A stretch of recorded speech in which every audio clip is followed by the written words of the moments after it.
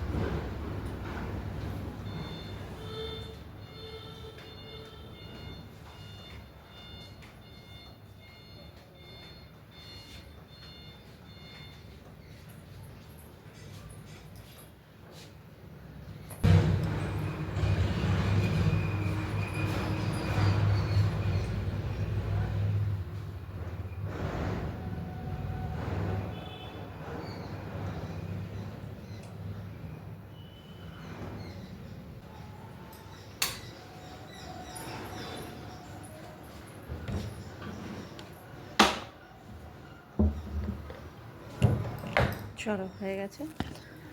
আর আজ বিশেষ কিছু রান্নারও নেই। কালকের পোলাও আছে, আলুর দম আছে একটু করে, তো ছেলে খাবে বলেছে ওটা। আর আমিও সামান্য একটু ভাত খাবো, ডাল সেদ্ধ দিয়েছি, ওই ডাল ভাতে দিয়ে একটু ডিম ভাজবো। আর একটু ভাবছি টমেটোটা পুড়িয়ে মাখাবো। ব্যাস, আজকে আমাদের এই মেনু। সাথে একটু বেগুন দিয়ে দিলেও ভালো লাগবে।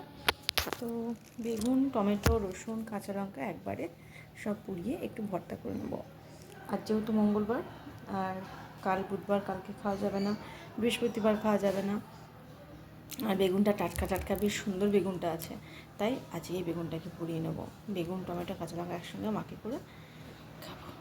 ব্যাস, এই হচ্ছে আমার আজকের মেনু। আর এখন কিন্তু বাজে 11:45। আর আমার মোটামুটি কিন্তু সব কাজ কমপ্লিট হয়ে গেছে। ওই টুকিটাকি রান্না, এরপর আর কিছু নেই। যেদিন দেখবে একটু বেশি কাজ হবে সেদিন কিন্তু মানে তার পরের দিনটা আর কাজ করতে ইচ্ছা করে না, শরীরের এনার্জি আসে না। তাও তো আমি উপোস করিনি, তাও শরীরে এনার্জি আসে না কোনো কাজ করার।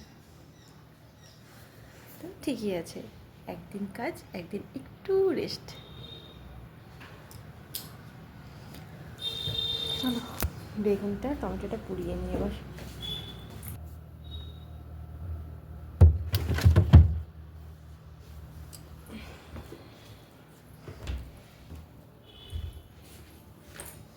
কর্তামশাই এসেছিলো খেতে, বললাম না? তো এসে তখন বলছে একটা কথা, বলছে যে ছেলেটা বাড়িতে না থাকলে খুব আনন্দ না, যে কোনো চিৎকার চিল্লামিল্লি কিচ্ছু নেই। আসলে হয়েছে কি, আমি বাথরুমে ছিলাম আর মানে ফুল সাউন্ডে বক্স চলছিল, গান বাজছিল। তো সেই জন্য আর কি বলছে কথাটা, যে ছেলে না থাকলে খুব আনন্দ না। বেগুনটা না মাঝখান দিয়ে একটু ছিঁড়ে নেব, একটু না বেশ অনেকটাই ছিঁড়েছি, কেননা যদি পোকা থাকে তাহলে বুঝতে পারবো না।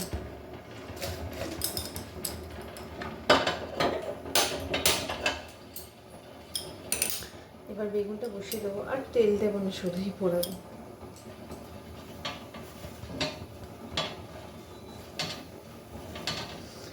টমেটোটাও ধুয়ে নিয়েছি, এবার টমেটোটা মাঝখান থেকে একটু কাট করে দেবো।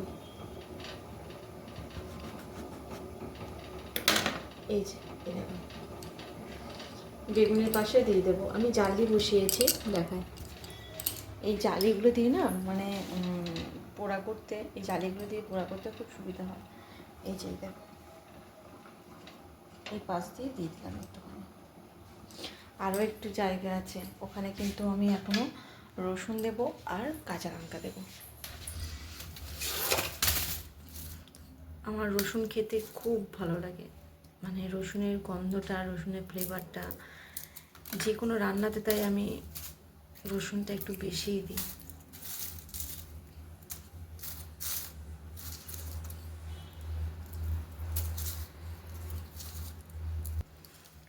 রসুনটা না একটু বেশিই দিই, আর তখন ডালের মধ্যেও রেখে দিয়ে দিতে পারবো। আর দুটো টমেটো পুড়িয়ে দিই দাঁড়াও, তাহলে আর একটা টমেটো যেটা আছে না, ওটা ডালের মধ্যে দিয়ে দেবো, তাহলে ডাল ভর্তাটাও খেতে কিন্তু ভালো হয়ে যাবে। ধোয়াই আছে আমি, তাই এখানে একই সাথে দিয়ে দিলাম। ভাতটা একবার ফুটিয়ে রেখেছি, অফ করে দিই। কাঁচা লঙ্কা আনতে হবে, বেশ ঝাল ঝাল করে করবো।